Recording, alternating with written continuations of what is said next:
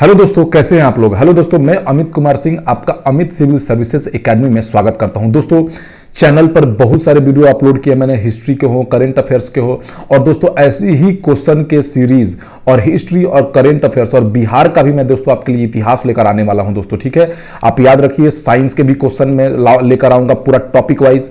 ठीक है दोस्तों, और आज तो दोस्तों मैं आपके लिए बिहार का लगभग 200 क्वेश्चन लेकर एक साथ आऊंगा करंट अफेयर्स का, जो आपके एग्जामों के लिए अत्यंत महत्वपूर्ण रहेगा दोस्तों। इसीलिए दोस्तों चैनल को सब्सक्राइब कर लीजिए कि कोई भी वीडियो आपसे मिस ना हो, आप वीडियो को देखते रहिए। ठीक है दोस्तों, चैनल को सब्सक्राइब कर लीजिए कि नए नए वीडियो को नोटिफिकेशन आपको मिलता रहे। ठीक है दोस्तों, आज के क्वेश्चन की तरफ चलते हैं दोस्तों। आज का हमारा पहला क्वेश्चन है दोस्तों, लोधी वंश का संस्थापक, लोधी वंश का शासनकाल कब था। देखिए दोस्तों, 1206 से 1290 गुलाम वंश का है। ठीक है दोस्तों, याद रखिए इसको। ठीक है, 1290 और से ये खिलजी वंश का है। ठीक है दोस्तों, ये ऑप्शन यहां पे गलत दे दिया। 1320 से 1414 जो है दोस्तों, ये किसका हो गया दोस्तों, आपका तुगलक वंश का हो गया। सबसे अधिक समय तक ये शासन किया दोस्तों दिल्ली सल्तनत में। 1451 ये हो गया दोस्तों लोधी वंश का। ठीक है, तो लोधी वंश कब शासन किया, 1451 से 1526 तक। ठीक है दोस्तों, याद रखिए, very very important question. Delhi सल्तनत के शासकों में कौन अफगान मूल के थे। देखिए दोस्तों, जो लोधी थे, लोधी वंश था, वे अफगान मूल के थे। ठीक है दोस्तों, ये अफगानी थे, ये अफगान मूल के थे और ये अफगान के थे, और ये लगभग सब तुर्की थे। लोधी वंश की स्थापना किसने की थी। देखिए दोस्तों, लोधी वंश का संस्थापक बहलोल लोधी था। कौन था दोस्तों, लोधी वंश का संस्थापक कौन था दोस्तों, बहलोल लोधी था। ठीक है दोस्तों, 1451 ईस्वी में, 1451 ईस्वी में इसने क्या किया दोस्तों, स्थापना किया किसका, लोधी वंश का। ठीक है दोस्तों, आपको याद रहेगा ये लोधी वंश का स्थापना कब किया, 1451 ईस्वी में। याद रखना है दोस्तों, वेरी इंपॉर्टेंट क्वेश्चन है। ठीक है दोस्तों, निजाम खां किस अफगान शासक का अन्य नाम था। देखिए दोस्तों, निजाम खां सिकंदर लोधी का एक अन्य नाम था। ठीक है दोस्तों, निजाम खां सिकंदर लोधी का एक अन्य नाम था। यह 1489 में दिल्ली की गद्दी पर बैठा। ठीक है दोस्तों, 1489 ईस्वी में क्या हुआ दोस्तों, यह सिकंदर शाह के नाम से गद्दी पर बैठा। ठीक है दोस्तों, ये लोधी वंश का सबसे मुख्य शासक है दोस्तों, इसकी ही चर्चा सबसे ज्यादा, इस पे सबसे ज्यादा क्वेश्चन पूछा जाता है। महाराणा सांगा ने इब्राहिम लोधी को किस युद्ध में परास्त कर दिया था। देखिए दोस्तों, महाराणा सांगा ने इब्राहिम लोधी को खतौली के युद्ध में हरा दिया था दोस्तों। किसमें हरा दिया था, खतौली के युद्ध में हरा दिया था। और खतौली का युद्ध जो हुआ था दोस्तों, वो 1518 ईस्वी में हुआ था। ठीक है, आगरा शहर का नींव डालने और उसे सल्तनत की राजधानी बनाने का श्रेय दोस्तों यही सिकंदर लोधी को जाता है दोस्तों। सिकंदर लोधी ने आगरा को अपनी राजधानी बनाया और एक नया शहर बसाया। ठीक है दोस्तों, इसने एक नाप का पैमाना भी चलवाया। ठीक है दोस्तों, इसने क्या चलाया, एक नाप का पैमाना, जिसको दोस्तों गजे सिकंदरी भी कहा जाता है। क्या कहा जाता है, गजे सिकंदरी। निम्न में से किसने गुलरुखी उपनाम से अपनी कविताओं की रचना की। देखिए दोस्तों, गुलरुखी नाम से कविताओं की रचना भी सिकंदर लोधी नहीं किया दोस्तों। वेरी इंपॉर्टेंट क्वेश्चन है, तो आप दोस्तों क्वेश्चन को याद रखना, very very very important question है। ठीक है, किस सुल्तान ने अनाज से आयकर को समाप्त कर दिया। दोस्तों यह भी बहुत इंपॉर्टेंट क्वेश्चन है। अनाज से आयकर समाप्त करने वाला भी दोस्तों कौन है, सिकंदर लोधी ही है। इसने अनाज से आयकर को क्या कर दिया दोस्तों, समाप्त कर दिया। पानीपत का प्रथम युद्ध कब हुआ था दोस्तों, पानीपत का प्रथम युद्ध 12 अप्रैल 1526 को। इसमें बाबर क्या हो गया, इब्राहिम लोधी को हरा दिया। बाबर जीता और इब्राहिम लोधी क्या हो गया दोस्तों, हार गया। और इसी हार के बाद लोधी वंश का खात्मा हो गया और हमारे जो बाबर, जो मुगल वंश की शुरुआत हुई, मुगल वंश की। ठीक है दोस्तों, याद रखिए, इब्राहिम लोधी हार गया। सल्तनत काल के अधिकांश अमीर, सल्तनत काल के दोस्तों अधिकांश अमीर कौन थे। देखिए दोस्तों, सल्तनत काल में जो अधिकांश अमीर लोग थे वो तुर्की थे। कौन थे दोस्तों, वो तुर्क के रहने वाले थे, तुर्की लोग थे सल्तनत काल के लोग। ठीक है दोस्तों,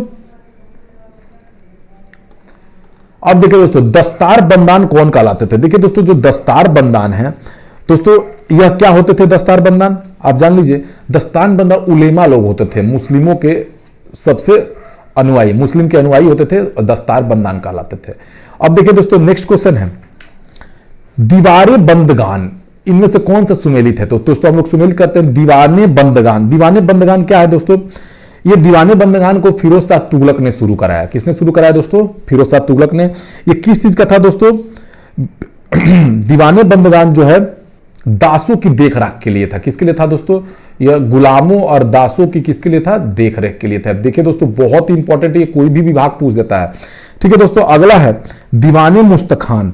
दीवाने मुस्तखान किस चीज का था दोस्तों? था यह दीवाने मुस्तखान जो है अलाउद्दीन खिलजी के शासनकाल में शुरू हुआ था दोस्तों। किसके शासनकाल में? अलाउद्दीन खिलजी के शासनकाल में। और दीवाने मुस्तखान का काम क्या था दोस्तों? भ्रष्टाचार व लूटपाट को समाप्त करना। भ्रष्टाचार तथा लूटपाट को समाप्त करना था इसका उद्देश्य था। ठीक है, उसका विभाग था। ठीक है दोस्तों, आगे चलते हैं। दीवाने कोही, अमीरे दीवानी कोही, आप जानते हैं दोस्तों ये बहुत पूछा हुआ एग्जामों में। ये एक कृषि विभाग है। क्या है दोस्तों? एक कृषि विभाग है। इसकी स्थापना किसने की थी दोस्तों? मोहम्मद बिन तुगलक ने। और दीवाने अर्ज क्या है दोस्तों? दीवाने अर्ज एक सैनिक विभाग है।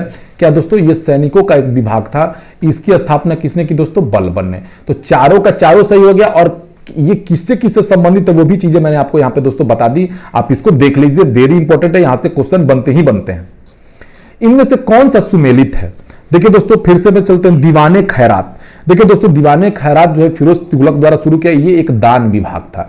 फिरोज शाह तुगलक मैंने बताया था दोस्तों पिछले वीडियो में, बहुत दानवीर था।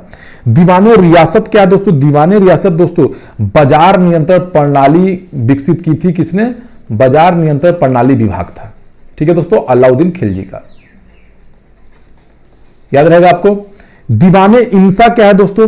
देखिए क्या दोस्तों? दीवाने इंसा, तो दीवाने इंसा जो दोस्तों है हमारा दीवाने इंसा, वो सरकारी एवं पत्र व्यवहार से संबंधित है। किससे संबंधित है दोस्तों? सरकारी पत्र व्यवहार से, सरकारी पत्र व्यवहार से संबंधित है। ठीक है दोस्तों, दीवाने इंसा। और दीवाने वजारत क्या है दोस्तों? देखिए दीवाने वजारत जो है दोस्तों वो है वित्तीय मामलात से संबंधित है। किससे है? वित्तीय मामलों से।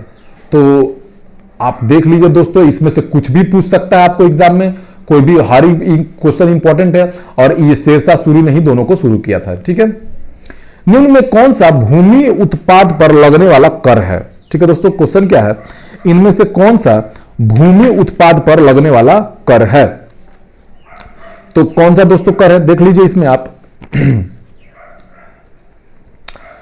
इनमें से कौन भूमि उत्पाद पर लगने वाले कर को इंगित करता है दोस्तों? यही क्वेश्चन है। तो देखिए दोस्तों इसमें 2, 1, 3 और 4, यानी कहने का मतलब है दोस्तों खराज भूमि उत्पाद पर लगने वाला कर है दोस्तों, उस्र भी भूमि उत्पाद पर लगने वाला कर है, और मुक्तई भी है। ठीक है दोस्तों, खुम्स नहीं है। खराज, उस्र और मुक्तई ये तीनों दिल्ली सल्तनत के काल में भूमि उत्पाद पर लगने वाले कर हैं। खराज, उस्र और मुक्तई याद रखना है दोस्तों। सल्तनत काल में भू राजस्व का सर्वोच्च ग्रामीण अधिकारी कौन होता था? देखिए दोस्तों सल्तनत काल में भू राजस्व का सर्वोच्च ग्रामीण अधिकारी जो होता चौधरी कहलाता था। क्या कहलाता दोस्तों? चौधरी कहलाता था। याद रखिए, VBI क्वेश्चन है दोस्तों, ये सारे एग्जाम में आपके इंपॉर्टेंट है। जवाबित का संबंध किससे संबंध? देखिए दोस्तों सल्तनत कालीन प्रशासनिक शब्दावली में जवाबती का राज्य के कानून से। जवाबित का मतलब किससे संबंध दोस्तों? राज्य कानून से। राज्य जो कानून बनाता था उसको जवाबित कहा जाता था। ठीक है। हदीस क्या है दोस्तों? सल्तनत काल में हदीस एक इस्लामिक कानून था। क्या था दोस्तों? हदीस इस्लामिक कानून था। याद रखिए। निम्न में से किसने टंका नामक चांदी का सिक्का चलवाया था? देखिए दोस्तों टक्का नामक चांदी का सिक्का इल्तुतमिश ने चलाया था दोस्तों। किसने चलवाया था दोस्तों? इल्तुतमिश ने। याद रखिए, वेरी इंपॉर्टेंट क्वेश्चन है, एग्जामों में डायरेक्ट पूछता है।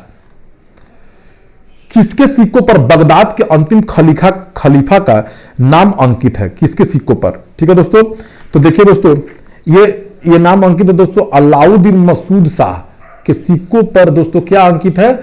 खलीफा का नाम अंकित है। ठीक है दोस्तों। नेक्स्ट क्वेश्चन दोस्तों, सल्तनत काल के सिक्के टका, ससगनी एवं जीतल किन धातुओं के थे? देखिए दोस्तों ये किसके बने होते थे दोस्तों? याद रखिए ये चांदी और तांबा के बने होते थे। किसके दोस्तों? सल्तनत काल के सिक्के जो टका, ससगनी एवं जीतल, टका और जीतल जो धातुओं के बने होते थे कि वो चांदी और तांबा के टका और जीतल सिक्के बनते थे। ठीक है दोस्तों, याद रखिए, बहुत ही इंपॉर्टेंट क्वेश्चन है। सल्तनत काल की 2 प्रमुख मुद्राएं कौन कौन सी है दोस्तों? तो एक जीतल हो गया और एक क्या हो गया दोस्तों? टका।